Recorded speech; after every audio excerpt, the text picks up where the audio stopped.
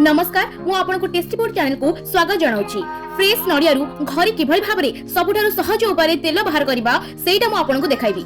एठी मु किछि नडिया नै जाइछि एवं ताको भल भाबरे फाळ करिकि तार पानी को रखिकि मु एटारे नडिया कोरा सहाय्य रे ताको कोरी दउ। तो पूर्वरु मु किछि पानी गरम करि नैथिली।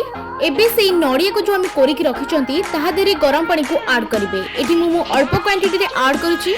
आपण आपण नडियार परिमाण को देखिकि अल्प क्वांटिटी रे वाटर को ऐड कर नेबे। 10 रु 15 मिनिट एहा को भल भाबरे चकुटी नेबे। तापरे हम गोटे पात्र नेबा एवं सफा कपड़ा ता ऊपर रखिबा। चकटा ही रखितिबा नडियार कोरा को आमे धीरे धीरे से सफा कपड़ा ऊपर ऐड कर नेबा। कपड़ा को भल भाबरे गुरेई देई ताहा को रस भरिया पर्यंत भल भाबरे चिपुडी नेबा।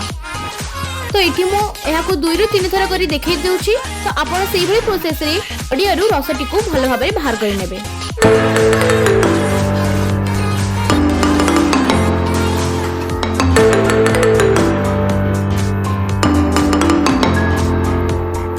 रस को बाहर कर एवं एठारे मध्य नडिया कोरा को मध्य मो सब बाहर कर रखी।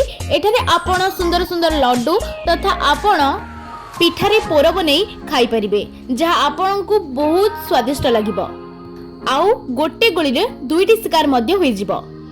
मिल्क परी देखा जाउतबा नडिया रस को एबे आमे चूल्हा रे बसाई नेबा। तापरे टिके टिके अलतर करी घांटी नेबा। एबे आपण देखि पारुतबे नडिया रसटी फुटिबा आरंभ कलानी।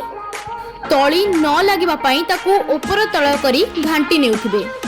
आपण देखि पारुतबे नडियार छेना भली अंश एबे धीरे धीरे बाहरिबा आरंभ कलानी। नडिया रे थिबा छेना भली अंशटी ब्राउन कलर हेबा पर्यंत एहाको एई भली भाबरे मारि नेउथिबा। एबे संपूर्ण भाबरे ब्राउन कलर होई सारिछि। टाली चट्टू सहाय्य रे ए छेना भली अंशटी को आमे तेलरु बाहर करि नेबा। देखंतु एबे संपूर्ण भाबरे तेलरु छेना अंशटी अलग होई सारिछि।